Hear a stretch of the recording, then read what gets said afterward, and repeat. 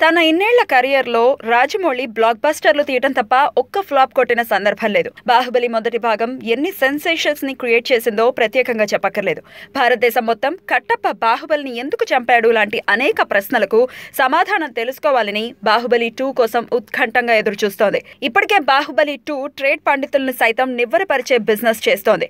బాహుబలిని మించి రెండో part box office పరంగా కూడా రికార్డులు బద్దలు కొడుతుందని ఆశిస్తున్నారు. అయితే ఒకవేళ బాహుబలి 2 ఫ్లాప్ అయితే గనక పరిస్థితులు ఎలా ఉండొచ్చు?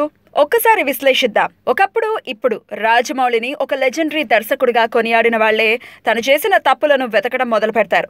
అసలు ఆయనకు అంత సీన్ ఉందా అనేవాళ్లు లేకపోలేరు. అసలు మంచి రచయితలు, మంచి టెక్నీషియన్స్ లేకపోయి ఉంటే రాజమౌళి అంత గొప్ప సినిమాలు చేసేవాడా అని అనొచ్చు. అసలు తెలుగు సినిమాను ప్రపంచానికి పరిచయం చేసిందే రాజమౌళి. ఇప్పుడు 100 కోట్లు అంటే పెద్ద విషయం కాదు అనే పరిస్థితికి వచ్చింది అంటే కారణం రాజమౌళి. కానీ బాహుబలి 2 రిజల్ట్ తీరు మారితే తెలుగు సినిమా మార్కెట్ ఏంటో కనీసం ఊహించుకోలేదు. డిస్ట్రిబ్యూటర్లు పెద్ద మొత్తంలో డబ్బులు ఇన్వెస్ట్ చేయడానికి జంకచ్చు. పెద్ద నిర్మాతలు భారీ బడ్జెట్ సినిమాలు జోలికి వెళ్లకపోవచ్చు. అసలు రాజమౌళి భారీ బడ్జెట్ తో తీద్దామనుకున్న తన డ్రీమ్ ప్రాజెక్ట్ మహాభారతం ఇప్పట్లో ఉండే ప్రసక్తే లేకపోవచ్చు.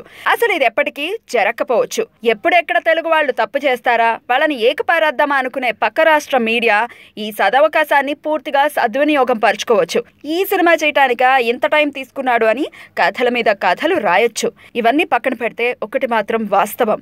రాజమౌళి హిట్ కొట్టినా ఫ్లాప్ తీసినా హైదరాబాద్ నుంచి ముంబై వరకు అందరు హీరోలు ఈ అగ్ర దర్శకుడితో జతకట్టడానికి ఎప్పటికీ క్యూలో ఉంటారు. ఇది సరదా కోసం చేసింది, ఎవరి మనోభావాలను కించపరచడానికి చేసింది కాదు. బాహుబలి 2 హిట్ అయి తెలుగు వారందరికీ గర్వకారణంగా నిలవాలని కోరుకుందాం.